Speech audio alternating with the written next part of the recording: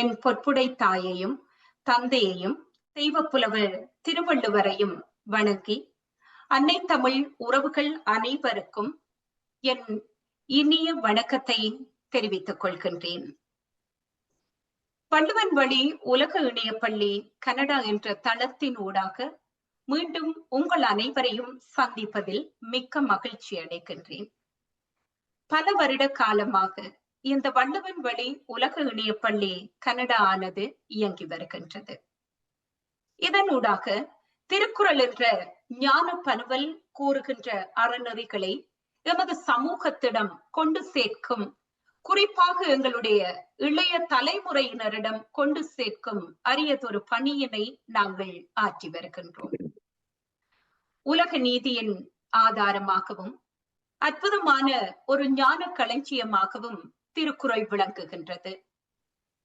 அறம், பொருள், இன்பம் என மனித வாழ்வின் முழு நிலைகளையும் நெறிப்படுத்தும் வழிகாட்டியாக இந்த நூல் தெய்வப்புலவர் திருவள்ளுவரால் படைக்கப்பட்டிருக்கின்றது.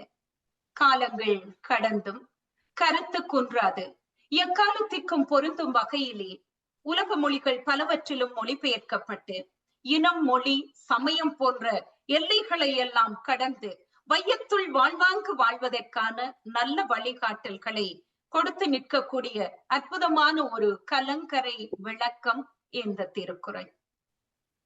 இத்தனை மேன்மைகள் மிக்க திருக்குறள் குறித்த ஒரு நேர்காணலினை இப்பொழுது நாங்கள் நிகழ்த்த இருக்கின்றோம்.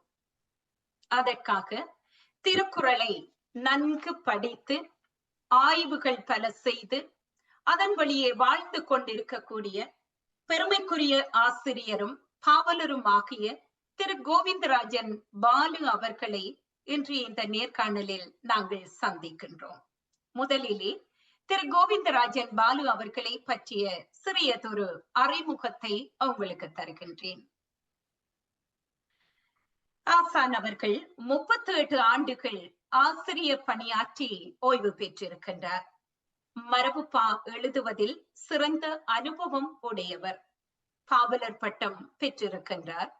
பா எழுதவா என்ற மரபுப்பா வகுப்பினை நடாத்தி பல மரபு கவிஞர்களை உருவாக்கியவர். ஆசான் அவர்கள் திருக்குறளின் மேல் தனியாத பற்று கொண்டவர். நாளும் ஒரு திருக்குறளை தவறாது தன்னுடைய முகநூலிலும் பதிவேற்றம் செய்து வருகின்றார். கதைகளூடாக கூட திருவள்ளுவம் கூறுகின்ற அறநெறிகளை மாணவர்களுக்கு கற்பித்து வருகின்றார். தூய தமிழ் பற்றாளர் விருதினை பெற்றிருக்கின்றார் ஆசான் அவர்கள். இது தமிழக அரசினால் வழங்கப்பட்ட விருது என்பதனையும் பெருமையோடு நான் கூறிக்கொள்கின்றேன். மரபுத்தேன், கவித்தேன், கவி விதை, கவிதை மற்றும் மகிழ்வின் மந்திர சாவி போன்ற நூல்களை எழுதியிருக்கின்றார். ஆசிரியர் அவர்களை கனேடிய பல்கலாச்சார வானொலி CMR வானொலியிலும் நேர்காணல் செய்திருக்கின்றேன், திருக்குறள் மற்றும் இலக்கியம் சார்ந்த விடயங்களோடு. அதே நேரம் எங்களுடைய இந்த வள்ளுவன் வழி உலக இணையப்பள்ளி கனடாவினுடைய கவியரங்க தலைவராகவும் அதே நேரம் உரையரங்கில் உரையாற்றியும் சிறப்பித்திருக்கின்றார். இப்படியாக ஆசிரியர் அவர்களை பற்றி கூறுவதற்கு ஏராளமான விடயங்கள் இருக்கின்றன. இருந்தாலும் சுருக்கமான இந்த அறிமுகத்தோடு நாங்கள் இப்பொழுது நேர்காணலுக்குள்ளே செல்ல போகின்றோம். ஆமாம், இப்பொழுது திரு கோவிந்தராஜன் பாலு அவர்களை வள்ளுவன் வழி உலக இணையப்பள்ளி கனடா தளத்திற்கு அன்போடு வரவேற்கின்றோம். வணக்கம் ஆசான் அவர்களே, வாருங்கள். வாழ்க தமிழ். வணக்கம் சகோதரி அவர்களே. வள்ளுவன் வழி உலக இணையப்பள்ளி வழியாக மிகச்சிறப்பாக இந்த நிகழ்வுகளை அருமையாக நடத்தி வருகின்றீர்கள். அதற்காக முதலில் உங்களுக்கும் உங்கள் இல்லத்தரசர் ஜெயக்குமார் சோமசுந்தரம் அவர்களுக்கும் நெஞ்சார்ந்த நன்றியை தெரிவித்துக் கொள்கிறேன். உலகெங்கும் இருக்கக்கூடிய தமிழர்களுடைய அந்த நிலையிலே அவர்களை எல்லாம் வணங்கி முதலில் இந்த நிகழ்வை தொடங்கலாம் என்று நினைக்கின்றேன். தங்கத்தமிழா வருவாய், தரணி எங்கும் தமிழ் மொழியை போற்றிடவே தாங்கும் தூணாய், சங்கத்தமிழின் பெருமை சந்தம் சொல்லும் சந்தனமாய் மணந்திடவே சரணம் வெல்லும். எங்கள் மொழியே உயிராம் இனிக்கச் சொல்வாய். ஏழு கடல்கள் குரலுக்குள் என்றும் கொள்வாய். சிங்கத் தமிழா வருவாய் செங்கோல் கொண்டே. செழிக்க தமிழை நாளும் செய்வாய் தொண்டே என்று அனைத்து உலக தமிழர்களையும் வணங்கி வாழ்க வள்ளுவம் என்று சொல்லி நிகழ்வுக்கு நாம் செல்லலாம். சகோதரி அவர்களே, கண்டிப்பாக வள்ளுவன் வழி உலக இணைய பள்ளி கனடா தளத்தில் மீண்டும் உங்களை சந்திப்பதிலே மற்றற்ற மகிழ்ச்சி அடைகின்றேன். தங்களுடைய பணி சுமைகளின் மத்தியிலும் எங்களுக்காக நேரம் ஒதுக்கி திருக்குறள் குறித்து பேசுவதற்கு வருகை தந்தமைக்கு முதலில் எனது மனமார்ந்த நன்றியினை வள்ளுவன் வழி உலக இணைய பள்ளி சார்பாக தெரிவித்துக் கொள்கின்றேன். திருக்குறள் என்ற ஞான பேழைக்குள்ளே ஏராளமான விடயங்கள் இருக்கின்றன. எல்லாவற்றையும் நாங்கள் இந்த குறுகிய நேரத்துக்குள் பேசிவிட முடியாது. அந்த வகையில் குறிப்பாக ஒரு சில விடயங்களை நாங்கள் பேசிக்கொள்ளலாம். ஆசிரியர் அவர்களே, உங்களுக்கு தெரியும், திருக்குறள் ஏராளமான சிறப்புகளை உடையது. அதில் பிரதானமாக அதன் காலத்தால் அழியாத தன்மையினை நாங்கள் கூறிக்கொள்ளலாம். இது ஒரு பழங்கால இலக்கியமாக மட்டும் இல்லாமல் 2000 ஆண்டுகள் தாண்டியும் பல்வேறு உலக மொழிகளில் மொழிபெயர்க்கப்பட்டு இன்றைய நவீன தொழில்நுட்ப யுகத்திற்கு ஏற்ற வகையில் இந்த நவீன தொழில்நுட்ப யுகத்தினுடைய சிக்கல்களுக்கும் சவால்களுக்கும் கூட தீர்வுகள் வழங்கக்கூடிய ஒரு நூலாக திருக்குறள் இருக்கின்றது.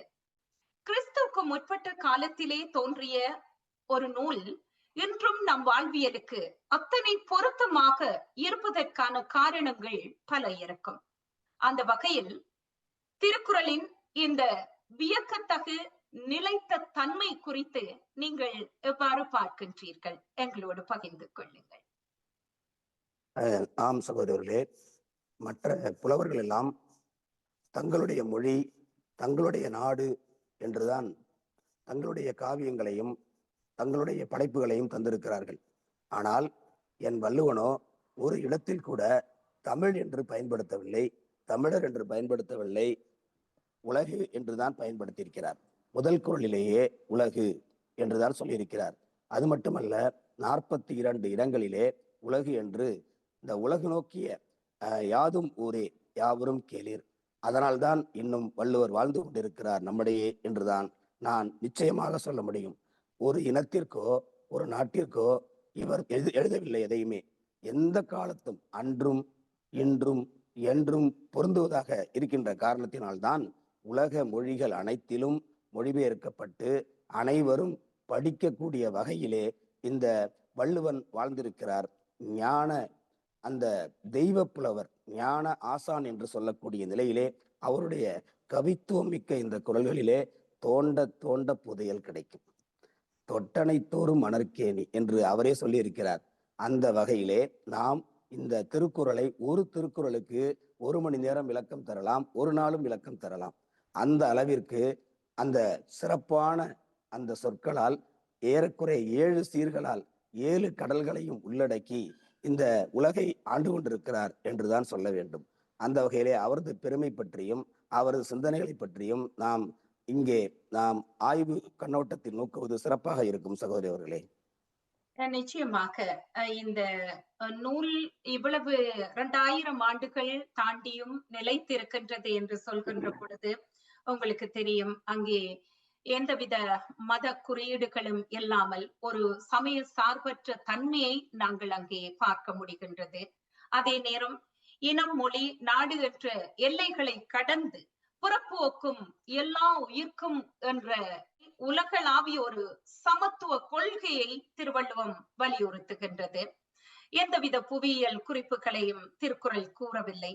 அப்படியான ஒரு அற்புதமான நூல் என்றும் வாழ்ந்து கொண்டிருக்கின்றது. இப்படியாக பல காரணங்களை நாங்கள் சொல்லிக் கொள்ளலாம். ஆமா, அருமையான ஒரு விளக்கத்தோடு நீங்க ஆரம்பித்திருக்கின்றீர்கள். இப்படி திருக்குறளை படிக்க படிக்க பல புதுமைகளை நாங்கள் ஒவ்வொரு குறள் பாக்களுக்குள்ளும் கண்டு தரிசிக்க கூடியதாக இருக்கின்றது. அதை படிக்கின்ற பொழுது நீங்க கூட அவதானித்திருப்பீர்கள். இந்த குறள் பாக்களிலே, இந்த இலக்கியத்திலே பல இலக்கிய உத்திகளை கையாண்டு திருவள்ளுவ பெருமான் தான் சொல்ல வந்த சமூக, அரசியல் மற்றும் தனி மனித நீதிகளை பண்டிதர் முதல் பாமரர் வரை அனைவராலும் புரிந்து கொள்ளக்கூடிய வகையிலே அவர் இந்த நூலை எழுதியிருக்கின்றார். உதாரணமாக ஆசிரியர் அவர்களே, நாங்கள் உவமை அணிகளை சொல்லிக் கொள்ளலாம். உவமை அணிகள் மூலமாக ஒரு கருத்தை விளக்குவதற்காக பொதுமக்களுக்கு நன்கு தெரிந்த ஒரு பொருளை அல்லது ஒரு காட்சியை உவமையாக கையாளுகின்ற அந்த சிறப்பு உத்தியை கையாண்டிருக்கின்றார்.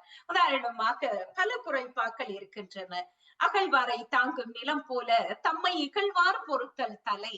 இந்த குறைபாவில் மிக அருமையான ஒரு உவமையை கையாண்டு மிக இலகுவாக மக்களுக்கு விளங்க வைக்கின்றார். நம்மை இகழ்வோரையும் பொறுத்து கொள்வது தன்னை தோண்டுவோரையும் தாங்கும் நிலத்தை போல இருக்க வேண்டும் என்பதனை சொல்ல வருகின்றார். மிக எளிமையான ஒரு உவமை, ஆனால் கூற வந்த கருத்து மிக ஆழமானது. அடுத்ததாக நாங்கள் ஆசிரியர் அவர்களே, இந்த திருக்குறளினுடைய மிக தனித்துவமான உத்தி 2 அடிகளில் 7 சீர்களை கொண்டு குறள் வெண்பா வடிவத்திலே அமைத்திருக்கின்ற உத்தி. சுருங்க சொல்லி விளங்க வைத்தல் என்ற அந்த சொற்சுருக்கம் அது திருக்குறளுக்கே தனித்துவமானது. ஔவையார் மிக அருமையாக சொன்னார், அணுவை துளைத்து ஏழ்கடலை புகட்டி குறுக தரைத்த குறள் என்று சொல்லி. அப்படியான ஒரு இலக்கிய உத்தியை திருவள்ளுவர் கையாண்டு மக்களுக்கு மிக இலகுவாக விளங்க வைக்கின்றார். எந்த இடத்திலே இப்பேற்பட்ட இலக்கிய உத்திகள் மத்தியில் இன்னும் ஒரு மிக அற்புதமான மற்றும் ஒரு இலக்கிய உத்தியை நான் உங்களோடு உரையாட விரும்புகின்றேன். கேள்வி கேட்கும் பாணியில் குறள்களை அமைத்து வாசகர்களை சிந்திக்க தூண்டுகின்ற உத்தி, ஒரு வினாவிடை உத்தி என்று சொல்லலாம். எப்படி சொல்வது? ஒரு கேள்வியும் நானே பதிலும் நானே என்ற தலைப்பின் கீழ் இப்பொழுது ஒரு ஆய்வு கண்ணோட்டத்திலே நீங்கள் இந்த கேள்விக்கான பதிலை கூறலாம். இப்படியாக கேள்வி பதில் வடிவில் அமைந்துள்ள குறள்பாக்கள் சிலவற்றை எங்களோடு நீங்க பகிர்ந்து கொள்ளுங்கள். ஆம் சகோதரர்களே, கேள்வியின் நாயகன் அவரே, பதிலும் அவரே. சிலர் கேள்விதான் கேட்பார்கள், பதில் சொல்ல தெரியாது. ஆனால் என் வள்ளுவனுக்கோ கேள்வியும் கேட்க தெரியும், அதற்கான வழியும் சொல்ல தெரியும். எப்படி போக வேண்டும், இப்படி போ என்று சொல்வதை ஒரு பக்கம் இருந்தாலும் இப்படித்தான் போக வேண்டும் என்று சொல்வதுதான் வள்ளுவருடைய வள்ளுவம் என்று சொல்ல வேண்டும். எல்லா குறள்களிலுமே அவ்வாறு இல்லாமல் சிந்தனையை ஊட்டக்கூடிய, ஏன், எதற்கு, எப்படி என்று சாக்ரட்டிஸ் கேட்டாரே, அதே கேள்வியைத்தான் நமது வள்ளுவ பெருந்தகையும் ஒரு கேள்வியை எழுப்பி அதற்கான பதிலையும் அற்புதமாக தந்திருக்கக்கூடிய அந்த நிலையை பல குறள்களில் நாம் பார்க்கலாம். நீங்கள் ஏதோ ஒரு குறளை சொன்னாலும் அந்த குறள் சிந்தனையை தூண்டுவதாகத்தான் இருக்குமே தவிர ஏதோ சாதாரண ஒரு குறளாக அதை சொல்ல முடியாது என்பதுதான் என்னுடைய திண்ணமான எண்ணம். அப்படி என்று அந்த வகையிலே இன்றைக்கு நாம் பார்க்க இருக்கின்ற கேள்வியும் நானே, பதிலும் நானே. உதாரணமாக, அவர் இன்சொல் பேச வேண்டும் என்பதை வலியுறுத்த வருகிறார். ஆனால் அவருடைய காதிலே வன்சொல் ஒன்று விழுந்து விடுகிறது. அதனால் அவருக்கு மிகவும் கோபம் வருகிறது. அதனால் அவர் என்ன சொல்கிறார் என்றால், இன்சொல் இனிதீன்றல் காண்பான் என்று சொல்லிவிட்டு, எவன்களோ, எவன்டா அவன், யாரா அவன் அப்படின்னு அவரு கேட்கிற அந்த கோபம் வன்சொல் வழங்குவது. இன்சொல் இருக்கிறப்ப ஏண்டா வன்சொல்ல பேசுறீங்க அப்படின்னு அவர் சொல்வது என்பது நம்ம சவுக்கால் அடிச்சது மாதிரி அவர் சொல்வது மிகவும் சிறப்பான ஒரு குறளாக இருப்பதாக நான் கருதுகிறேன். பலர் இன்றைக்கு இன்சொல்களை விடுத்துவிட்டு வன்சொற்களை பேசுகிறார்கள் அல்லவா? ஆனால் அப்படி இல்லாமல் இன்சொல் பேச வேண்டும் என்பதை வலியுறுத்துவதற்காக எவன்களோ என்ற ஒரு அந்த கேள்வியை, அந்த வார்த்தையை அவர் பயன்படுத்திய விதம் மிகவும் சிறப்பானதாக நான் இருப்பதாக நினைக்கிறேன் சகோதரி அவர்களே. நிச்சயமாக இதிலே நீங்க இன்சொல் என்கிற பொழுதுதான் எனக்கு இன்னொரு குறள்பா ஞாபகத்துக்கு வருகின்றது. அவர் சமூகத்தை நல்வழிப்படுத்தும் நோக்கோடு சில குறள்பாக்களிலே திருவள்ளுவருக்கு ஒருவித அறச்சீற்றம், தார்மீக கோபம் வருவதை நாங்க உணர முடிகின்றது இல்லையா? இன்சொல் என்கிற பொழுதுதான் இதுல யாகாவாராயினும் நாகாக்க காவாக்கால் சோகாப்பர் சொல்லலுக்கு பட்டு என்று சொல்கிறார். அந்த குறள்பா பற்றி அதிலே அது கூட ஒரு கேள்வியாக, யாகாவாராயினும் நாகாக்க, காக்கவில்லை என்று சொன்னால் என்ன நடக்கும் என்பதனை பதிலாக சொல்கிறார். அது பற்றி பேசுங்க. ஆமா, அற்புதமாக சொன்னீர்கள். இந்த குறள் உண்மையிலேயே மிகவும் நாவடக்கம். இந்த நாக்கு வாயை விட்டு வெளில வரக்கூடாது, அது அடங்கி பூட்டு போட்டது மாதிரியே இருக்கணும். அது வெளில வந்தா என்ன ஆகும் அப்படிங்கிறதுக்காக தான் இந்த குறளை அவர் சொல்லியிருக்கிறார். வரலாம், ஆனா அமைதியா வரணும், சிறப்பாக வரணும், நாவை அடக்கி வர வேண்டும். யாகாவாராயினும் நாக்காக்க என்று சொல்கிறார். உடனே ஒருத்தன் கேட்கிறான், காவாக்கால் அப்படின்னு அவர் கேட்கிறான். அவருக்கு கோபம் வந்துருச்சு. அந்த கோபத்துல அவர் என்ன சொல்றாரு, ஏய் வீணா போயிருவடா, அழிஞ்சு போயிருவடா அப்படின்னு நம்ம சொல்லுவோம் பாத்தீங்கன்னா, கோபம் வந்தா அது மாதிரி சொல்ல, சோகாப்பர் சொல்லிலுக்கு பட்டு. அதனால இந்த காவாக்கால் அப்படின்னு நீங்க சொன்னீங்க பாத்தீங்களா, அதை அப்படியே வீரம் கொண்டு சொல்ற மாதிரி, கோபத்துல அப்படி சொல்ற மாதிரி கொதித்து எழுகிறார். யாகாவராயினும் நாகாக்க. ஒருத்தன் கேட்டான், காவாக்கால் அப்படின்னு கேட்கிறான்.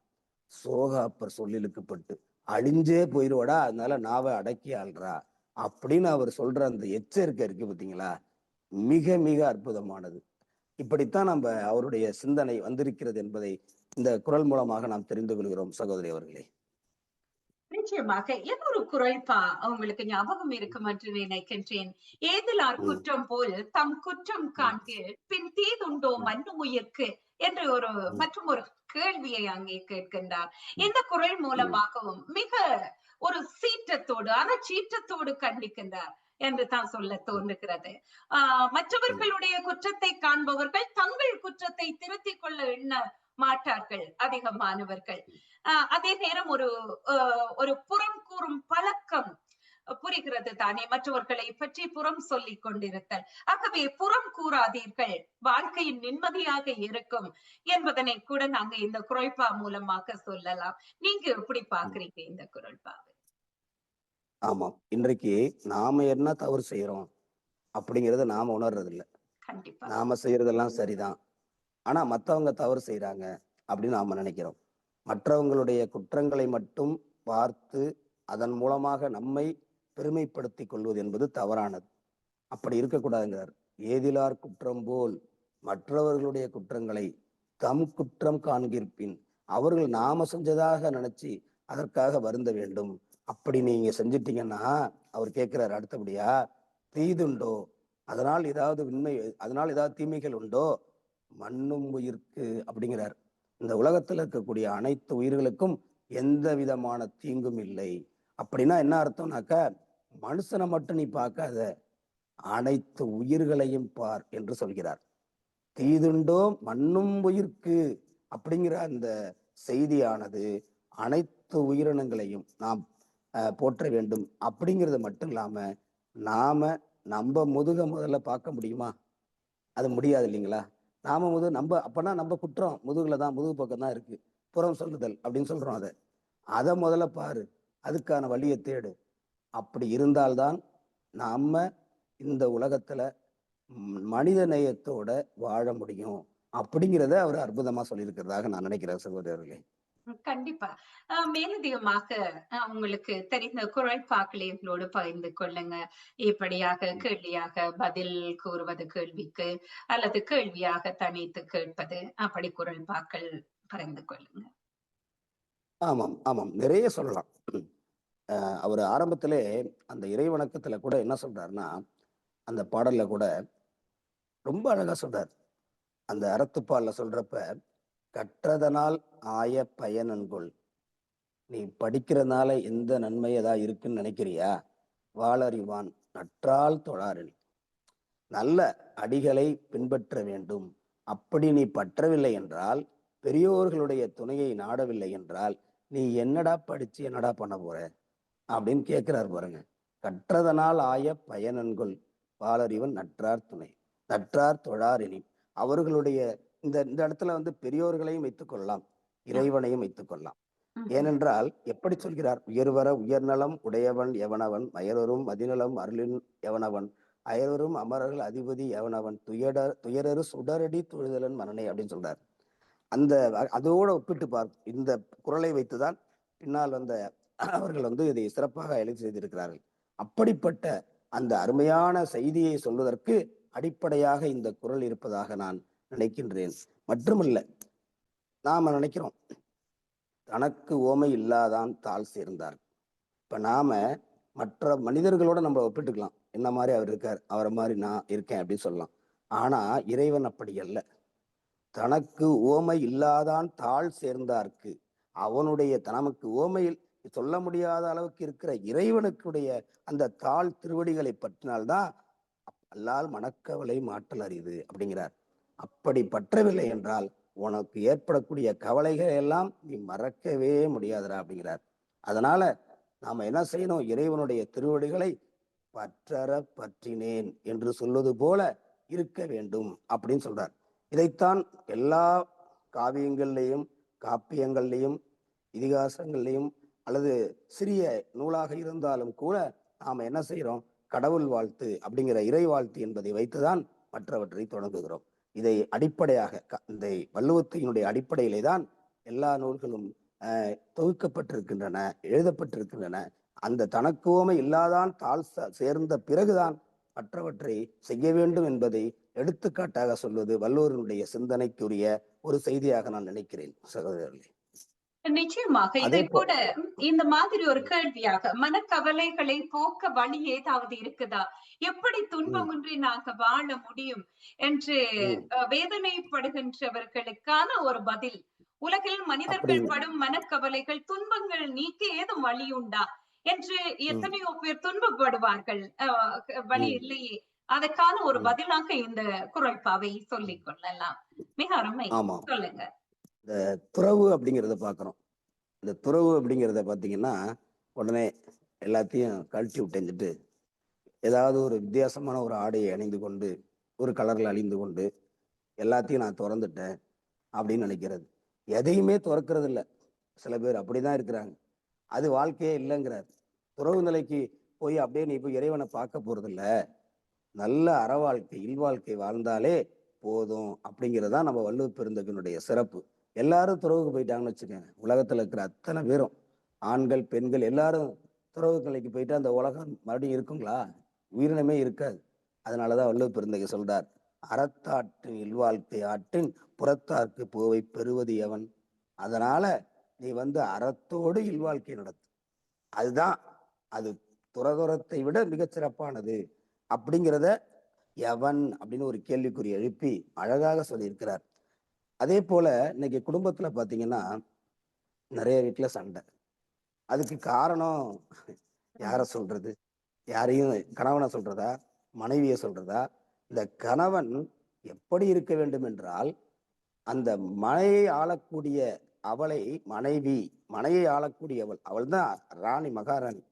அந்த மனையை ஆளக்கூடிய அவளை மனைவி என்று அந்த நிலையிலே வைத்துக்கொண்டு அவளோடு வாழ்க்கை நடத்த வேண்டும். அவள் எப்படி இருக்க வேண்டும்? கணவன் கணவனாக கண்ணை போல இருக்கிறதுனாலதான் கணவன் சொல்றோம். இப்படி ரெண்டு பேரும் ஒருத்தரை ஒருத்தர் அனுசரித்து சென்றால் அப்படி அந்த குடும்பம் நன்றாக இருக்கும். அந்த பெண் சரியில்லை என்றால் அந்த குடும்பம் வீணா போயிடும். அப்ப ஆணும் சரியில்லை என்றால் அந்த குடும்பம் வீணா போயிடும். அப்படிங்கிறத ரெண்டு பேரும் ஒத்து, வண்டி ஓட சக்கரங்கள் இரண்டு மட்டும் என்றும் அப்படின்னு அழகா அந்த பின்னாடி கண்ணதாசன் இதை வச்சுதான் ஈர்ப்புறார் அப்படின்னு நினைக்கிறேன். அவற்றில் ஒன்று இல்லை என்றால் எந்த வண்டி ஓடும் அப்படின்னு அழகா கண்ணதாசனுடைய பல பாடல்களை சொல்லியிருப்பார். அது மாதிரி இவர் எழுதுறாரு, இல்லதன் இல்லவள் மாண்பினால் உள்ளதன் இல்லவள் மானாக்கடை. குடும்பத்துக்கு ஏற்ற மனைவி இல்லை, அவ சரியில்லை, அவ பேச்சை கேட்கவே மாட்டேங்கிறான், அந்த கண்ணுடைய கணவனை பேச்ச அப்படின்னு நினைக்கிறீங்கன்னு வச்சுக்கோங்க. அப்ப அந்த குடும்பம் ஏதாவது விளங்குமா? எப்படி விளங்கும்? விளங்கவே விளங்காது இல்லைங்களா? ஒரு குரல்ல சொல்லியிருப்பாரு, அதை நான் இன்னைக்கு சொல்லி ஆகணும். தெய்வம் தொழால் கொழுநன் தொழுதெழுவாள், பெய்யன பெய்யும் மழை. இதுக்கு விளக்கம் என்ன அப்படின்னு கேட்கிறப்ப என்ன சொல்றாங்க? அவ சாமியை கூட கும்பிட மாட்டா, கொழுநன் தொழுதெழுவாள், அவ தன்னுடைய கணவனை தான் தொழுவா, பெய்யன பெய்யும் மழை. அவ நின்றுட்டு ரோட்ல நின்றுட்டு சாலையில நின்றுட்டு மழையே பெய்யினா பெய்யும் அப்படின்னு சொல்லியிருக்கிறாரு அப்படின்னு சொல்றாங்க. அது கிடையவே கிடையாது. அது தவறான ஒரு செய்தி, அந்த கருத்து விளக்கம்னு நினைக்கிறேன் நான். என்ன காரணம்னு கேட்டீங்கன்னா, அது மாதிரி இன்னைக்கு 10 பேர் அழைச்சிட்டு அப்படின்னா இன்னைக்கு மழையை பெய்ய சொல்லுங்கன்னா பெஞ்சிருமா? பெய்யாது இல்லைங்களா? அதனுடைய உட்பொருள் இப்படித்தான் நீங்கள் ஆரம்பத்தில் சொன்னீர்கள் அழகாக. அந்த பொருள் புதிர்ந்தது. அது எப்படி தெரியுமா? அதற்கு அர்த்தம் புரிந்து கொள்ள வேண்டும். பெய்யன பெய்யும் மழையை போல, எப்பயாவது நல்ல கோடை காலத்துல மழை பெய்யுது, பெஞ்சுக்கிட்டே இருக்கு, நிக்கவே மாட்டேங்குது, என்ன பிரயோஜனம்? அப்ப கதிர் அறுக்க போற நேரத்துல ஒருத்தர் மழை பெய்யுது, அதனால என்ன பிரயோஜனம்? பெய்யன பெய்யும் மழை, பெய்ய வேண்டிய காலத்தில் பெய்கின்ற மழையை போல அவள் என்ன செய்ய வேண்டும்? தன்னுடைய கணவனுக்கு எப்ப தேவையோ அந்த கணவனுக்குரிய அந்த கடமைகளை செய்தாலே போதும். அவ போய் சாமிய கும்பிட வேண்டிய அவசியம் இல்ல. குடும்பத்துல அப்படி இருந்தா போதும். அப்படிங்கிறதனுடைய விளக்கம் தான் அது. அதான் தெய்வம் தொழால் கொழுந்தன் தொழுதெழுவாள் அப்படின்னு அர்த்தம். அவன் கண்டிப்பா. காலையில் குறுக்கிடுவதற்கு எழுந்ததிலிருந்து மன்னிக்க கடைசி வேண்டும் ஆசிரியர் அவர்களே. அ அ அதுல வந்து பெண்ணினுடைய கற்பு நெறியை அவர் வலியுறுத்துகின்றார் இல்லையா? நிச்சயமாக ஆமாம். ஒரு பெண் தன்னுடைய உள்ளத்து உறுதியாலும், நல்லொழுக்கத்தாலும் தன்னையே காத்துக் கொள்வது சிறந்த அறம். உள்ளத்தின் ஒழுக்கமே ஒரு பெண்ணுக்கு உண்மையான அரண் என்று திருவள்ளுவர் இந்த உலகிற்கு சொல்கின்றார். அதுக்கு கூட உங்களுக்கு ஞாபகம் இருக்கும் மற்றும் ஒரு குறள் சிறை காக்கும் காப்பு எவன் செய்யும் எவன் செய்யும்? மகளிர் ம். நிறை காக்கும் காப்பே தலை என்று சொல்லி. ஆமாம். அருமையா சொன்னீங்க. அதாவது அப்பன்னா தன்னுடைய கடமையை இல்லால் செய்ய வேண்டும். சிறை காக்கும் காப்பு எவன் செய்யும்? யாராலையும் காக்க முடியாது. மகளிர் தான் நினைக்கணும். நிறை காக்கும் காப்பே தலைங்கிறார். எவன் செய் அப்படிங்கிறார். காப்பு எவன் செய்யும்? இதான் அற்புதமான ஒரு கேள்வி. இதான் அந்த கேள்வியும் தான் அப்படிங்கிற அந்த சிந்தனையை தூண்டக்கூடிய வகையிலே அவர் எழுதியிருக்கிற பதில், அதற்கு பதிலும் நானே. மகளிர் நிறை காக்கும் காப்பே தலைன்னு சொல்றார். இல்லைங்களா? அதனால நாம வந்து அந்த என்ன சொல்ல வந்திருக்கிறார் அப்படிங்கிறத நம்ம படித்து குறளை அந்த படிக்க படிக்க புதிய புதிய கருத்துக்கள் வருது. இன்னைக்கு பாத்தீங்கன்னா அவ்வளவு புதிய கருத்துக்கள் வருகிறது. தோண்ட தோண்ட புதையலாக வருகிறது. அப்படி ஒரு 7 சீர்களுக்கே 7 கடல் போல விளக்கம் தரலாம் என்று நான் சொன்னேன். அதே போல பாத்தீங்கன்னா ஒருத்தன் எப்படி இருக்கணும் அப்படின்னு நல்ல நிறைய பணக்காரன், பெரிய பணக்காரனா இருக்கான். நிறைய அவன்கிட்ட செல்வம் இருக்கு. ரொம்ப ஆடம்பரமா இருக்கான். ஆனா அவன் யாருக்கும் அடங்க மாட்டான்னு வச்சுக்க. அவனை பார்த்தா திருவள்ளுவருக்கு பிடிக்கவே பிடிக்காது. ஏன் பிடிக்காது? அவர் என்ன சொல்றார்? அடக்கம் அமரருள் உய்க்கும். தேவலோகத்துல இருக்கக்கூடிய தேவர்களை விட இவன் பெரிய ஆள்றா. எப்ப? அடங்காமை அப்படிங்கிறார். அடங்காமை ஒருத்தன் இருந்தானா அவனுக்கு ஆறிருள் உய்த்து விடும். பெரிய அவனுக்கு கஷ்டம் வந்துடும்டா அப்படிங்கிறார். அப்ப அடங்காமை, அப்படி அடங்காமையா இருந்தானா அவனுக்கு ஆறிருள் உய்த்து விடுங்கிறார். பாருங்க எவ்வளவு அடக்கமா இருக்கணும். அன்பாக இருப்பது போல அடக்கமாகவும் இருக்க வேண்டும் என்பதை எவ்வளவு அழகா சொல்லியிருக்காரு பாத்தீங்கன்னா. இப்படி அப்படியே சொல்லிக்கிட்டே இருக்கலாம். நான் பாத்தீங்கன்னா இப்ப பாத்தீங்கன்னா இந்த ஒரு மனிதன் வந்து எப்படி வாழ வேண்டும் அப்படிங்கிறத சொல்றோம். நீங்க ஆரம்பத்துல நல்லா சொன்னீங்க, ஒரு ஏதிலார் குற்றம் போல் அப்படின்னு சொல்றது மாதிரி. அதே போல என்ன சொல்றாருன்னா மறந்தும், இந்த மறந்துங்கிற வார்த்தைக்கு தான் ரொம்ப முக்கியம். அந்த ஆமா. இடத்துல அது இல்லைன்னு வச்சுக்கோங்களேன், இந்த குறளுக்கே விளக்கம் சரியான ஒரு குறளாக இருந்திருக்க முடியாது. மறந்தும் பிறன் கேடு சூழற்க. நான் தெரியாம செஞ்சுட்டேன். இன்னைக்கு நிறைய பேர் அதான் சொல்றாங்க. ஏன்டா இப்படி செஞ்ச? அவனை ஏன்டா அடிச்ச? தெரியாம செஞ்சுட்டேன். ஏன் அவளை வந்து இப்படி துன்புறுத்திட்ட? தெரியாம செஞ்சுட்டேன், மன்னிச்சுக்கங்க அப்படின்னு சொல்றாங்க இல்லைங்களா? அதனாலதான் வள்ளுவர் அந்த வார்த்தையை போட்டிருக்கிறார். என்ன போட்டிருக்கிறார் பாருங்க. மறந்தும் பிறன் கேடு சூழற்க. சூழில் அப்படின்னா முடியாது, நான் இப்படிதான் இருப்பேன் அப்படின்னு ஒருத்தன் சொல்றான். அவனை என்ன செய்யும்? அறம் சூழும் சூழ்ந்தவன் கேடு. நீ அடுத்தவனுக்கு துன்பம் செய்ய நினைச்சீன்னா அறமே உன்னை அழிச்சிருண்டா அப்படிங்கிறார். கண்டிப்பா. இல்லைங்களா? அதுதான் வந்து இளங்கோவடிகள் தன்னுடைய காப்பியத்திலேயே ஒரு தலைமை பண்பை தான் எடுத்துக்கிட்டார். அதனால அறம் செய்து வாழ வேண்டும் என்பதை அழகாக சொல்லியிருக்கிறார். இந்த திருக்குறளுடைய சாராம்சமாக அங்க சொல்லியிருக்கிறோம். அதனால இந்த வார்த்தை மிகவும் முக்கியம். நான் தெரியாமல் செய்துவிட்டேன், என்னை மன்னித்து விடுங்கள் அப்படின்னு ஒருத்தன் சொல்றதுங்கிறது தவறு. மறந்தும் பிறன் கேடு சூழற்க சூழின் ஆமா. அறம் சூழும் சூழ்ந்தவன் கேடு என்கிறார். இல்லைங்களா? ம். அதே போல இந்த புகழ், எல்லாரும் ரொம்ப புகழ ரொம்ப விரும்புவோம் இல்லைங்களா? யாராவது புகழ் எனக்கு வேணாம்னு சொல்றாங்களா? இல்ல. நிச்சயமா பாருங்க. புகழ் எனக்கு நான் பேரும் புகழோடும் சீரும் சிறப்போடும் வாழ வேண்டும் அப்படின்னு நினைக்கிறோம். ஒரு யாராவது ஒருத்தவங்க வர்றாங்கன்னா, வாழ்க வாழ்க தலைவன் வாழ்க வருங்கால அப்படின்னு சொல்லி அதுக்கு ஒரு ஏதாவது ஒரு அடைமொழி, அவன் சும்மாவே இருப்பான். ஒரு தேர்தல்ல கூட நின்று இருக்க மாட்டான். அவனை போய் என்ன சொல்லுவான்? வருங்கால முதலமைச்சரே வாழ்க, வருங்கால பிரதம மந்திரியே வாழ்க, வருங்கால ஜனாதிபதியே வாழ்க சொல்றான். அப்படி உடனே அவனுக்கு சந்தோஷம். என்னமோ தான் வந்து பெரிய முதலமைச்சராகவும் தான் பெரிய ஜனாதிபதி ஆன மாதிரி. அது மாதிரி அப்படி இருக்கிறான். புகழ்பட வாழாதார் தம் நோவார், தம்மை இகழ்வாரை நோவது எவன்? சரி, புகழ் வேணும் புகழ் வேணும்னு நினைக்கிற. ஒருத்த வந்து நீ செஞ்ச தப்ப சொன்னா மட்டும் என்ன செய்ய மாட்டேங்கிற? ஏத்துக்க முடியாதுங்கிற. தம்மை இகழ்வாரை நோவது எவன்? ஆக அவன் சொல்ற இகழ்தலை இனி ஏன் அவனால பொறுத்துக்க முடியல.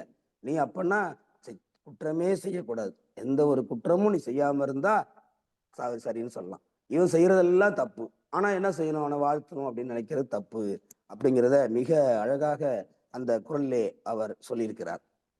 இப்ப சில பேர் பார்க்கிறோம் வாழ்க்கையில நிறைய காசு பணம் இல்லைன்னு ரொம்ப வருந்துரும். அப்துல் கலாம் கூட ரொம்ப அழகா சொல்லியிருக்கிறார். நீ ஏழையா பிறக்கிறது தப்பு இல்லப்பா. ஆனா நீ இறக்கும்போது ஏழையா இறந்துடாத அப்படிங்கிறார். ஏன்னா தூக்கிட்டு போறதுக்கு கூட 4 காசு இருந்தா தான் அந்த தூக்கறதுக்கே வருவோம் இல்லைங்களா? ஒரு 4 பேராவது வேணும் தூக்கிட்டு போறதுக்கு. அது மாதிரி அப்ப காசு இருந்தாதான் வருவான். அதனால நீ காசை சம்பாதிச்சு வச்சிரு அப்படின்னு வள்ளுவர் எவ்வளவு அழகா சொல்லியிருக்காரு பாருங்க. அருள் இருக்கிறவனுக்கு அருளிலார்க்கு அவ்வுலகம் இல்லை. அருளே வேணாம்டா, போடா, அருள் அதுக்கு இல்லாது, என்ன பெரிய அருள் உடைமை, அதெல்லாம் வேணாம். இந்த உலகத்துல நீ இருக்கிறார் என்ன செய்யணும்? நீ இந்த உலகத்துல இருக்கிற வரைக்கும் உன்னுகிட்ட காசு இருக்கணும். அதான் அழகா என்ன, காசேதான் கடவுளடா, அந்த கடவுளுக்கும் இது தெரியுமாடா அப்படின்னு ஒரு பாட்டுல நம்ம பார்த்தோம் இல்லைங்களா? அதனால பொருளிலார்க்கு இவ்வுலகம் இல்லாகியாங்கு அப்படிங்கிறார். இந்த உலகத்துல அவன் இருக்கவே முடியாதுங்கிறார். மனைவி மனைவி வந்து மதிக்க மாட்டாளாம், மகன் மதிக்க மாட்டான், அப்புறம் சுற்றத்தார் மதிக்க மாட்டாங்க. 10 காசு இருந்தா 10 காக்கா வந்து கத்தும்பாங்க. பொதுவா ஒரு கிராமத்துல சொல்லுவாங்க. காசு இருக்கிறவனை தான் அவனுங்க 10 பேர் நிற்பாங்க. அதை வந்து வள்ளுவர் எவ்வளவு அழகா சொல்லியிருக்காரு பாருங்க. அதனால நம்ம உழைச்சி நல்ல நேரிய வழியில நிறைய சம்பாரிச்சு வைக்கணும் அப்படிங்கிறத அழகா சொல்லியிருக்காரு. பொருளாருக்கு இவ்வுலகமே இல்லடா, இவ்வுலகம் இல்லாகியாங்கு, நீ அப்ப இந்த உலகத்தை விட்டு போயிடுறா அப்படிங்கிறார். இதுதான் அந்த வள்ளுவருடைய அந்த சிந்தனைங்கிறது. அந்த கேள்வி எழுப்புறப்ப அதற்கான பதிலை அவர் சொல்லுவதுதான் மிக சிறப்பான ஒரு நிலையாக நான் நினைக்கிறேன். இன்னொரு இடத்துல பாக்குறோம், தன்னஞ்சறிவது பொய்யற்க பொய்த்தபின் அப்படிங்கிறார். தன்னெஞ்சே இதையும் நிறைய தன்னை பேருடைய சுடும். வாழ்க்கையில பார்க்கிறோம். நிறைய பேருடைய வாழ்க்கையில பாக்குறோம். தன்னஞ்சறிவது பொய்யற்க பொய்த்தபின் அப்படின்னு ஒரு கேள்வி. தன்னெஞ்சே தன்னை சுடும். ஒருத்தன் பொய் சொல்றான், அவனுக்கே தெரியுது பொய் சொல்லக்கூடாதுன்னு நினைக்கிறான். சரி, தெரியாம பொய் சொல்லிட்டான். தன்னஞ்சறிவது பொய்யற்க பொய்த்தபின், அதுக்கப்புறம் அவன் என்ன சொல்லுவான்? ஐயோ, நம்ம அந்த அவனை பத்தி தவறா சொல்லிட்டோமே, அல்லது அந்த பெண்ணை பற்றி தவறாக சொல்லிவிட்டோமே, தன்னஞ்சே தன்னை சுடுங்கிறார். இந்த நெஞ்சை எப்படி சுடும் சொல்லுங்க பாப்போம். நம்ம நெஞ்சை வந்து நெருப்பால சுடுறது இல்ல. அது நம்ம மனசாட்சி. ஏண்டா மனச்சாட்சி. அவனை ஆமா. பத்தி ம், ம்.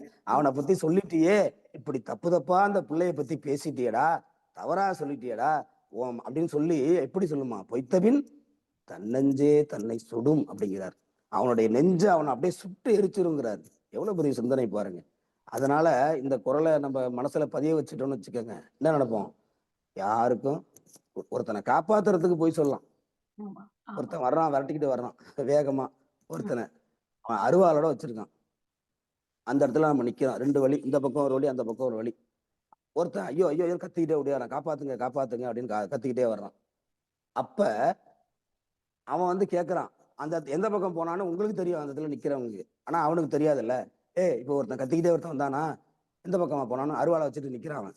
அப்ப போய் இந்த பக்கம் தான் போனான் அப்படின்னு நம்ம சொல்லலாமா? பொய்மையும் வாய்மை எடுத்து புரை தீர்க்க குறை நன்மை தீர்க்க பயக்கும் நன்மை அப்படிங்கிறார். பயக்கும். அருமை, என்ன பாருங்க, எவ்வளவு அருமை. ஒரு சிந்தனை ம். பாருங்க. அந்த இடத்துல போய் இப்படிதானே போனான் அப்படின்னு அருவாளை துவக்கி ஒரே வீச அவிச்சு போறான்னு வச்சுங்க, அந்த பாவத்தை நம்ம போய் எங்க கொண்டு அது ஒரு பெரிய மிகப்பெரிய பாவம் இல்லைங்களா? அதான் அவர் சொல்றார். அதனால அந்த ரொம்ப வாய்மை எனப்படுவது யாதெனின் யாதொன்றும் தீமை இல்லாத சொல்லணும்னு சொல்லி விட்டாரு. பொய்மையும் வாய்மை எடுத்து அப்படின்னு ஒரு குறளை போடுறாரு பாருங்க. ஆமா. அதனால ஒரு நன்மை கிடைக்குன்னா ஒரு பொய்ய சொல்லு. இப்ப என்ன 1000 பொய்ய சொல்லி ஒரு கல்யாணம் சொல்றாங்க இல்லைங்களா? நிறைய பேர் ஒரே ஒரு பொய்ய சொல்லிடுறான். என்ன சொல்றான்? நான் வேலையில இருக்கேன், எனக்கு 1,00,000 மாசம் சம்பளம் அப்படின்னு சொல்றான். அங்க போய் பார்த்தா அவன் அந்த மேனேஜர் வேலையில இருக்காங்கிறான். அங்க போய் பார்த்தா இது கிளார்க்கா இருக்கான்னு வச்சுக்கோங்க. அதான் ஒரு பொய் தானே நான் சொன்னேன்.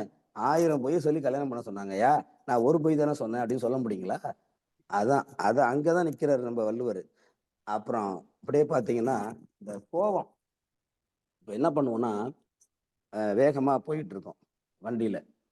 ஒரு பைக்ல போயிட்டு இருக்கோம். அல்லது கார்ல போவீங்க. நீங்கலாம் கனடால நிறைய பேர் கார்ல தான் போவீங்க. அந்த கார்ல போறப்ப, நீங்க சரியா போகல. ஒரு தவறான இந்த சிக்னல ஃபாலோ பண்ணாம போயிட்டீங்க. எதிர்த்தாப்புல வரவன் சரியா வந்தான். ஆனா நீங்க தவறா போயிட்டீங்க. உடனே நிப்பாட்டுறான். அவனே நீ 2 பேரும் மோதி நிக்கிற ஒரு சூழல் மாதிரி நிக்குது. அவனை போய் பார்க்குறோங்க. அவனை பார்த்தா ஆளை பார்த்தா எப்படி தெரியுது? இது ஒண்ணும் தேராது. இவனை நம்ம நல்லா அன்புல தொட்டு அவனை திட்டி விட்டுருவான். போனது தப்பு நம்ப. இவனை ஏய் நீ எப்படி வேகமா வந்து? நீ ரூல்ஸை ஃபாலோ பண்ணியா? Why don't you follow the rules? I am following the rules அப்படின்னு இவன் கத்துவான். அவன் என்ன சொல்லுவான்? இல்லைங்க சாரிங்க அப்படின்ட்டு அவன் போயிடுறான்னு வச்சுக்கோங்க. அப்படி இல்லாம ஒரு மொரட்டால ஒருத்தன் உட்காந்துருக்கான் அங்கேருந்து. அவன்கிட்ட போய் என்னடா எப்படி வந்த அப்படின்னு சொல்றான்னு வச்சுங்க. இங்க வா தம்பி வெளில வா, இங்க வா இங்க நீ எல்ல வாங்க சத்த அப்படின்னு அப்படியே சட்டையை பிடிச்சி அப்படி தூக்கிடுவான் இல்லையா? அப்ப போய் இவன் என்ன சொல்லுவான்? ஐயா ஐயா ஐயா தப்புதான் தப்புதான் தப்புதான் அப்படின்னு கேளுவான். இந்த மாதிரி நிறைய பேர் இருக்காங்க. நாம வந்து செஞ்ச தப்பை மறைக்கிறதுக்கு இப்படியெல்லாம் பொய் சொல்றது, இப்படியெல்லாம் வந்து தவறை வந்து சொல்ல ஒத்துக்காம இருக்கிறது. செல்லிடத்து காப்பான் சினங்காப்பான். ஒருத்தருடைய கோபம் இந்த இடத்துக்கு போகுதுன்னா அவன்கிட்ட போய் சினங்காப்பான். போக முடியாத இடத்துல அல்லிடத்து காக்கின்யன் காவா காலியன் அப்படின்னு ஒரு கேட்கிறார். அல்லிடத்து காக்கின்யன் காவா காலியன். நீ காத்தா என்ன, கோபத்தை அடக்கினா என்ன, அடக்கலன்னா எனக்கு என்னடா அப்படின்னு சொல்றாரு பாருங்க. அப்ப என்ன அர்த்தத்துல சொல்றாரு? ஒருத்தர் வந்து செல்லிடத்து காப்பான் சினங்காப்பான் அப்படிங்கிறார். தன்னுடைய கோபம் செல்லக்கூடிய இடம், ஆனா அந்த ஆமா. சினத்தை அங்க காக்கணுங்கிறாரு. இப்ப ஒரு வீட்டுல செல்லுபடியாகாத பாக்குறோம். இடத்துல காட்டி என்ன? ஆமா. இப்ப கணவன் மனைவி, கணவன் வந்து மனைவி கிட்ட போய் அங்க போய் தன்னுடைய கோவத்தெல்லாம் காமிக்க முடியுமா? என்ன காலையில நல்ல மத்தியானத்துக்கு பிரியாணி போடவா வேணாமா அப்படின்ருவாங்க இல்லைங்களா? அப்ப என்ன சொல்லுவான்?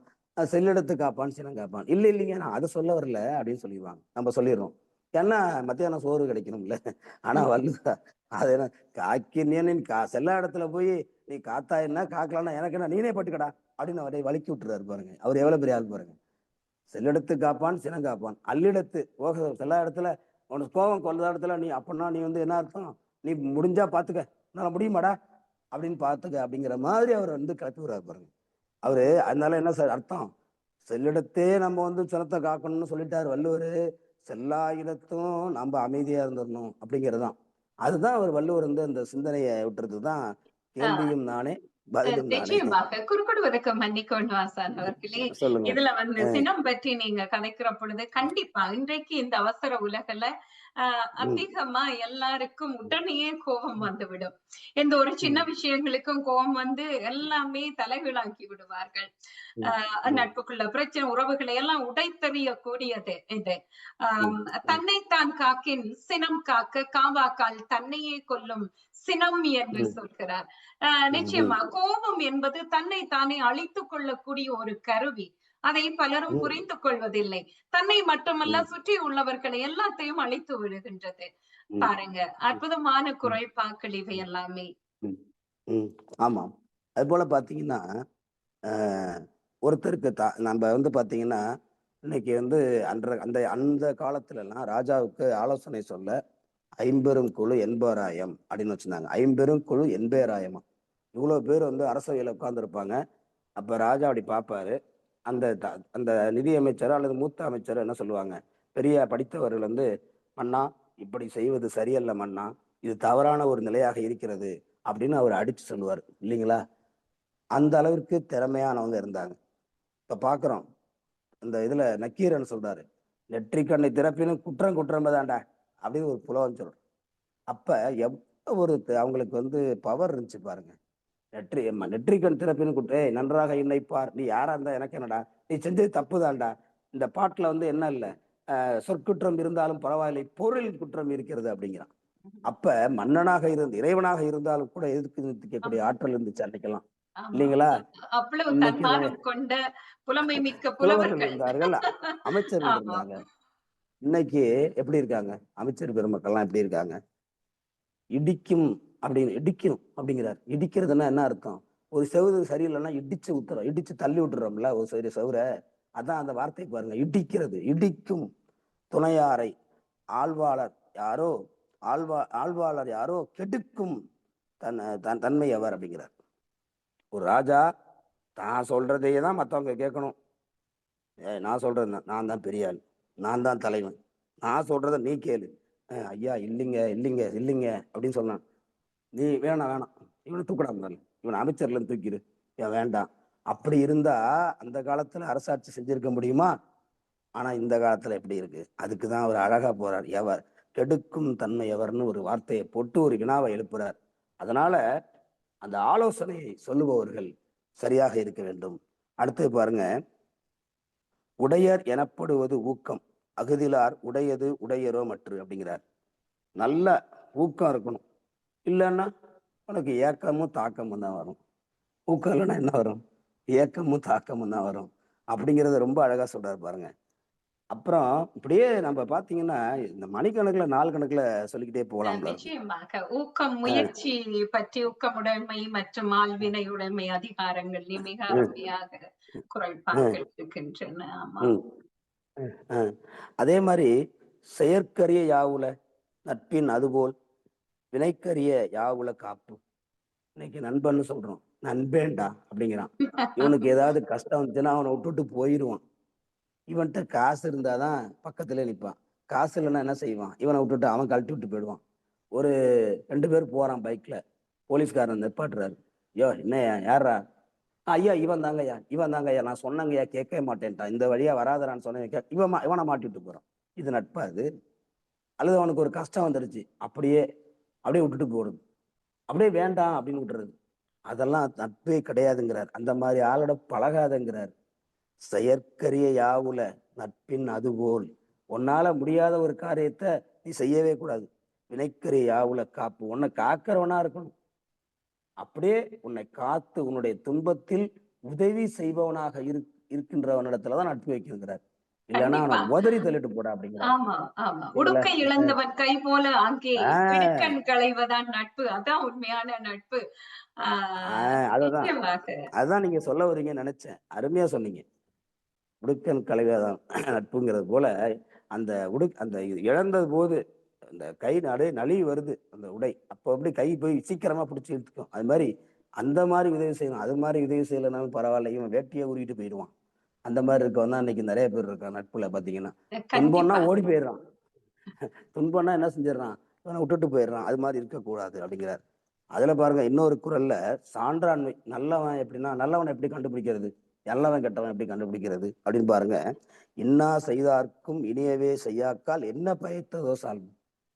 இன்னா செய்தார்க்கும் இனியவே செய்யாக்க. ஒருத்தன் துன்பம் செய்யறான், ஆனா நீ அவனுக்கு துன்பம் செய்யாத, அவனை அப்படியே அவனுக்கு அவன் அப்படியே ஒருக்கிறது மாதிரி, அவன் அப்படியே வருந்துறது மாதிரி அவனுக்கு நன்மை செய்யுது அப்படிங்கிறார். அதான் எவ்வளவு, இன்னா செய்தார்க்கும் இனியவே செய்யாக்கள் என்ன பயத்ததோ சால்வு.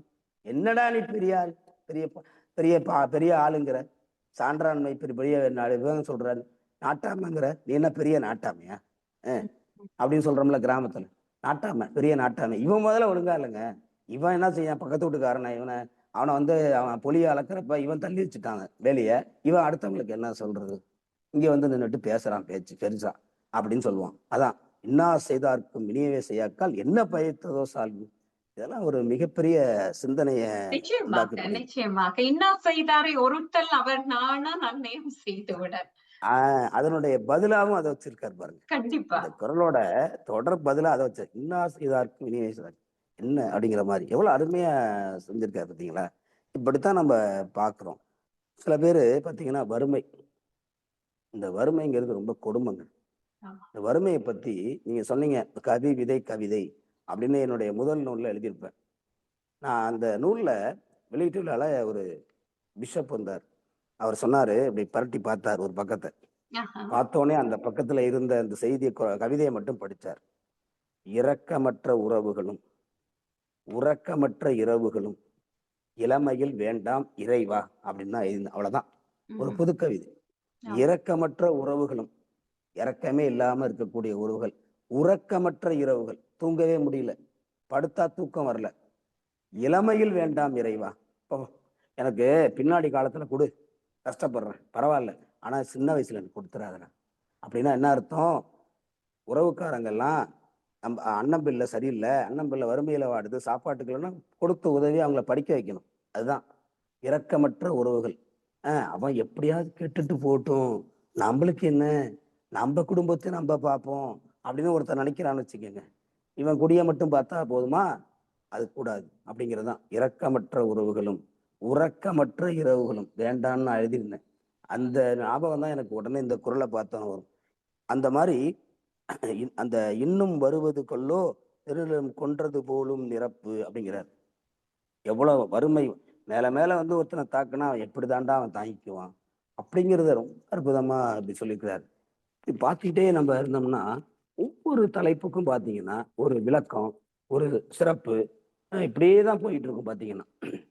அஹ் ம்ஹும். அந்த ஒரு அரசன் எப்படி இருக்கணும், ஒரு குடிமகன் எப்படி இருக்கணும், ஒரு அமைச்சன் எப்படி இருக்கணும், அந்த ஒரு கணவன் எப்படி இருக்கணும், ஒரு மனைவி எப்படி இருக்கணும், ஒரு தாய் எப்படி இருக்கணும், ஒரு குழந்தை எப்படி இருக்கணும் அப்படின்னு சிந்திச்சு சிந்திச்சு எழுதியிருக்கிறார். திருமூலர் திருமந்திரத்தை எழுதுறப்ப ஒரு பாட்டு எழுதுறதுக்கு 1 வருஷம் ஆச்சுங்களாம். ஒரு பாட்டு எழுதுறதுக்கு 1 வருஷம். 3000 பாட்டு, 3000 வருஷம் வாழ்ந்திருக்கிறாரு திருமூலர் அப்படின்னு சொல்றாங்க. அந்த சொல்றப்ப என் ஐயன் வள்ளுவனு ஒரு குறளை எழுதுறதுக்கு எவ்வளவு நாள் எடுத்துக்கிட்டாருன்னு தெரியல. அவ்வளவு கருத்து, அவ்வளவு ஆம். சிந்தனையை தோன்று. 7 சீர்ல எப்படிப்பா இதை அடக்குன? அடக்கினார். என்ன நீ சாதாரண ஆள் இல்ல. அதனாலதான் என்ன சொல்றான், தெய்வ புலவரியா அப்படின்னு சொன்னான். ஐயன்னு சொல்றான். இன்னைக்கு பாத்தீங்கன்னா யாருக்குமே எடுக்காத அந்த கன்னியாகுமரியில ஒரு 133 அடி உயரத்துல வள்ளுவ பெருந்தகையினுடைய சிலை இருக்கு கன்னியாகுமரியில.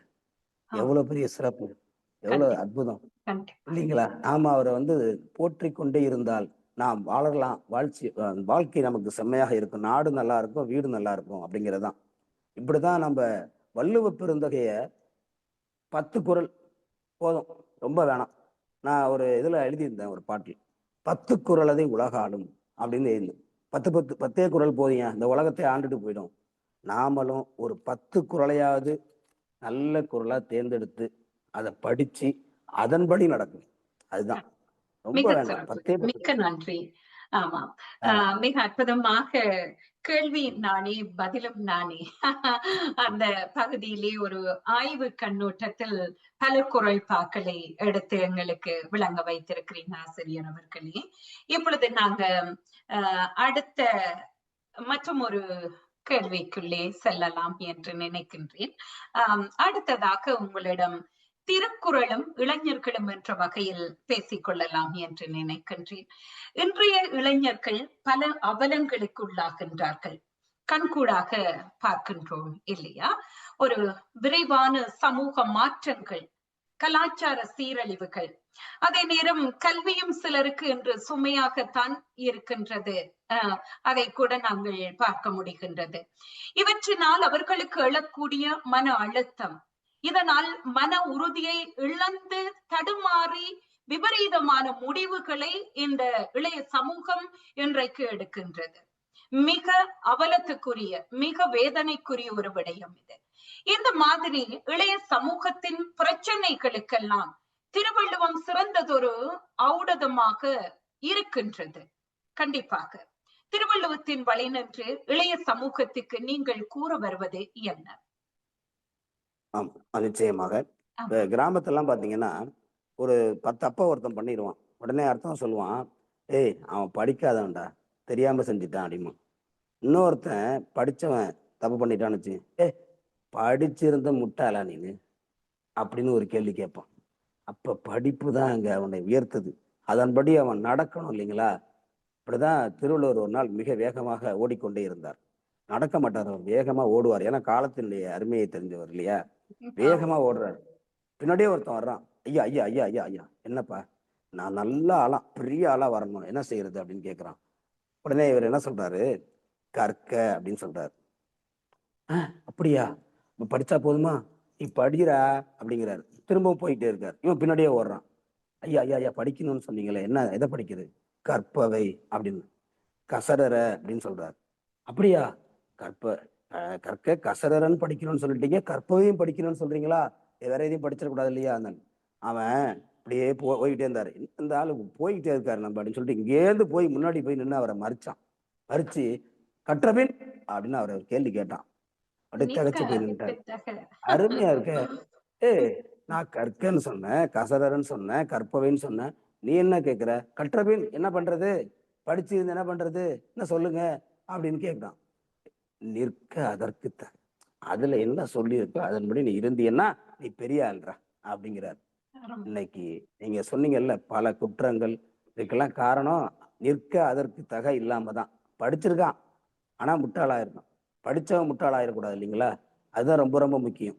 படிக்காம இருந்தவனுக்கு அந்த காலத்துல படிக்காம இருந்தவங்கலாம் பரவாயில்ல. ஆனா படிச்சிருந்தோம் முட்டாளாகக்கூடாது அப்படிங்கிறதுதான்.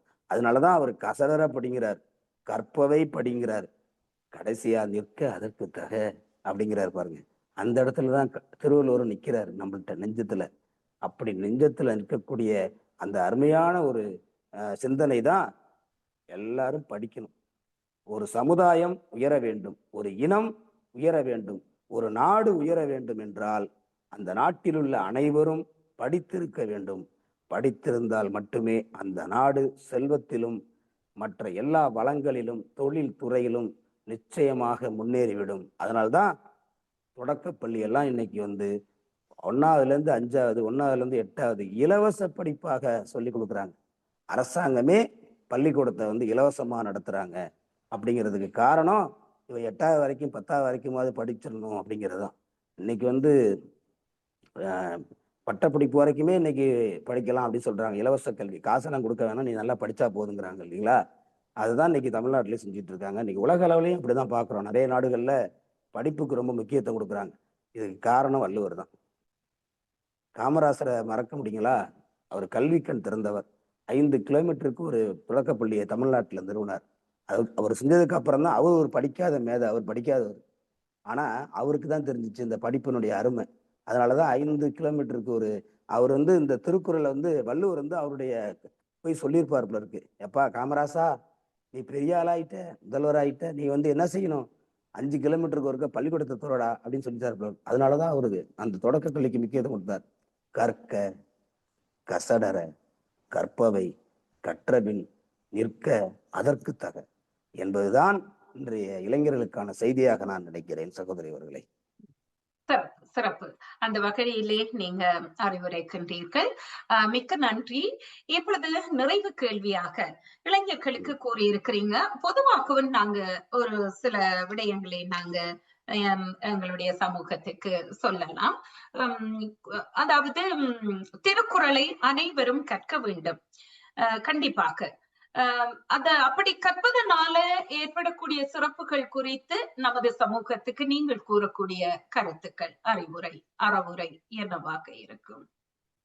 ஆமாம் சகோதரர்களே, நிச்சயமாக நாம் வந்து இந்த படிப்பு அப்படிங்கிறத சொன்னோம். நமது பிள்ளைகளை எந்த குழந்தையும் நல்ல குழந்தைதான் மண்ணில் பிறக்கையிலே அவர் நல்லவராவதும் தீயவராவதும் அன்னை வளர்ப்பினிலே என்று சொல்வது போல ஒரு தாய் தன்னுடைய மகனை நல்ல மகனாக வளர்க்க வேண்டும் அப்படிங்கிறதான் நான் நினைக்கிறேன். அந்த காலத்துலலாம் பில்லடித்து நின்றிருந்த பிள்ளைதனை கூப்பிட்டால் கொல்லுகின்ற வாள் கொடுத்தால் கூரம்பு வில் கொடுத்தால் வந்தார் பகை மக்கள் தந்தார் பெருந்தொல்லை செந்தார் கழுத்திலணி செந்தமிழி நெஞ்சிலணின்னு போருக்கு அனுப்பினான். இன்னைக்கெல்லாம் போருக்கெல்லாம் போக வேண்டாம், நீ பள்ளிக்கூடத்துக்கு பாடசாலைக்கு போனா போதும் அப்படின்னு ஒரு தாய் வந்து தன்னுடைய மகனை அனுப்ப வேண்டும். ஒரு தந்தை தன்னுடைய பிள்ளையை படிக்க வைப்பதற்கான உழைப்பை அந்த செல்வத்தை ஈட்ட வேண்டும். அந்த இருவரும் ஒரு குடும்பம் நல்லா இருந்தா அந்த தெருவில் இருக்கிற அத்தனை குடும்பமும் நல்லா இருக்கும். ஒரு தெரு நல்லா இருந்தா அந்த கிராமமே நல்லா இருக்கும். கிராமம் நல்லா இருந்தா அந்த ஊரே நல்லா இருக்கும். அந்த பல ஊர்கள் நல்லா இருந்தா அந்த உலகமே, அந்த நாடே நல்லா இருக்கும். எல்லா நாடுகளும் நல்லா இருந்தாதான் அந்த உலகமே மகிழ்ச்சியாக இருக்கும். அதனால அந்த படிப்பை அனைவரிடமும், கல்வியை அனைவரிடமும் சேர்க்க வேண்டும் அப்படிங்கிறது தான் என்னுடைய அந்த நிறைவாக சொல்கிறேன். அதுல வந்து இந்த ஊழியை பத்தி சொல்றார், ஊழை பத்தி சொல்றார். நம்ம வந்து இதுக்கெல்லாம் காரணம் அந்த பழைய இதுதான், ஊழ் தான் காரணம், ஊழ்வினை உறுத்து வந்து விட்டும் அப்படின்னு சொல்லியிருக்கிறாங்க. ஊழில் பெருவழி யாவுல, அதை போல ஒரு வலிமையான மோசமானது வழி எதுவுமே கிடையாது அப்படின்னு சொல்றாங்க. ஆனாலும் மதியை வெதியால் வெல்லலாம் அப்படிங்கிறத நினைச்சு மற்றொன்று சூழினும் தான் முன் துரும் அப்படின்னு சொல்றத அந்த இதை படி சில பேருக்கு ஊழ் பிடிக்கும், உண்மைதான் அப்படின்னு போவாங்க, சரிதான் அப்படிம்பாங்க. சில பேருக்கு பிடிக்காது. ஆனாலும் நாம் மதியை விதியால் மதியால் விதியை வெல்லலாம். விதி எப்படி இருந்தாலும் நாம வந்து சிறந்த முறையிலே உழைத்து நமது இந்த சமுதாயத்திற்கு ஒரு தொண்டாற்ற வேண்டும். தமிழ் சமுதாயம் மட்டுமல்ல, உலக அனைவரும் ஒன்றாக ஒரு சகோதரராக இணைந்து வாழ்வதற்கு நாம் குடும்பத்தை முதல்ல நன்றாக வைத்துக் கொள்வோம் என்று அந்த செய்தியைத்தான் இந்த மக்களுக்கான செய்தியாக நான் தருகிறேன் சகோதரர்களே. சிறப்பு. மிக்க மிக்க நன்றி ஆசான் அவர்களே. திருக்குறள் குறித்து இவ்வளவு அருமையான ஆழமான கருத்துக்களை எங்களோடு பகிர்ந்து கொண்டமைக்கு உங்களுக்கு எனது மனமார்ந்த நன்றியினை வள்ளுவன் வழி உலக இணைய பள்ளி கனடா சார்பாக தெரிவித்துக் கொள்கின்றேன். மிக்க நன்றி ஆசிரியர் அவர்களே. நிறைவாக என்ன கூற விரும்புகின்றீர்கள்? நிறைவாக வள்ளுவத்தை அடிப்படையாக வைத்துதான் வாழ வேண்டும் என்ற நெறியிலே வாழுகின்ற முறைகளையே வகையாய் சொன்ன வள்ளுவரும் வகுத்திட்ட வழியில் வாழ்வோம். தாழுகின்ற நிலையென்றும் தமிழுக்கில்லை, தன்னுயிரை தந்தேதான் தமிழை காப்போம். வீழுகின்ற நேரங்களில் வீறு கொண்டே வெற்றி எங்கும் ஒளித்திடவே வீரம் கொள்வோம். மூழுகின்ற நிலையினிலும் மூச்சில் தமிழே முளைத்திடும் வென்றிடவே முத்தாய் நன்றே என்று முத்தாக இருப்போம், வித்தாக இருப்போம். அந்த வித்தாக இருந்து இந்த உலகை காப்போம். யாதும் ஊரே யாவரும் கேளீர். வாழ்க தமிழ் என்பதைத்தான் நான் சொல்ல விரும்புகிறேன் சகோதரி அவர்களே. மிக்க நன்றி. வாழ்க தமிழ், வாழ்க திருவள்ளுவம். மீண்டும் சந்திப்போம். நன்றி. அனைவருக்கும் நன்றி. உலக தமிழ் இனத்தார் அனைவருக்குமே நன்றி கூறி நாம் இந்த சிறப்பான இந்த நிகழ்வை ஏற்பாடு செய்த ஜோதி ஜெயக்குமார் அவர்களுக்கும் அதே போல அவருடைய இல்லத்தரசர் அவர்களுக்கும் என்னுடைய நன்றியையும் தெரிவித்துக் கொண்டு தொடர்வோம். தொடர்ந்து குறளை ஆய்வு செய்வோம். கடைசியாக ஒன்றை நான் சொல்ல விரும்புகிறேன். கவிதை எழுத தெரிந்தவர்கள் எல்லாம் குறள் எழுதுவதற்கான ஆற்றலை பெற வேண்டும், மரபை கற்க வேண்டும் என்ற ஒரு செய்தியையும் உங்களிடம் சொல்கிறேன். அதற்கான ஒரு வாய்ப்பை இந்த வள்ளுவன் வழி உலக இணையப்பள்ளி ஏற்படுத்தி தர வேண்டும் என்ற ஒரு வேண்டுகோளையும் வைத்து நாம் திருக்குறள் திருவள்ளுவர் திருக்குறள் அது, ஆனால் நாம் எழுதுவது நம் குறள் என்ற வகையிலே நாம் குறள் எழுத வேண்டும், அதற்கான மரபை கற்க வேண்டும் என்பதை நான் உங்களிடம் ஒரு வேண்டுகோளாக வைத்து விடைபெறுகிறேன். நன்றி, வணக்கம். நிச்சயமாக. மிக்க நன்றி ஆசான் அவர்களே. மீண்டும் சந்திப்போம். வணக்கம். வணக்கம். வணக்கம்.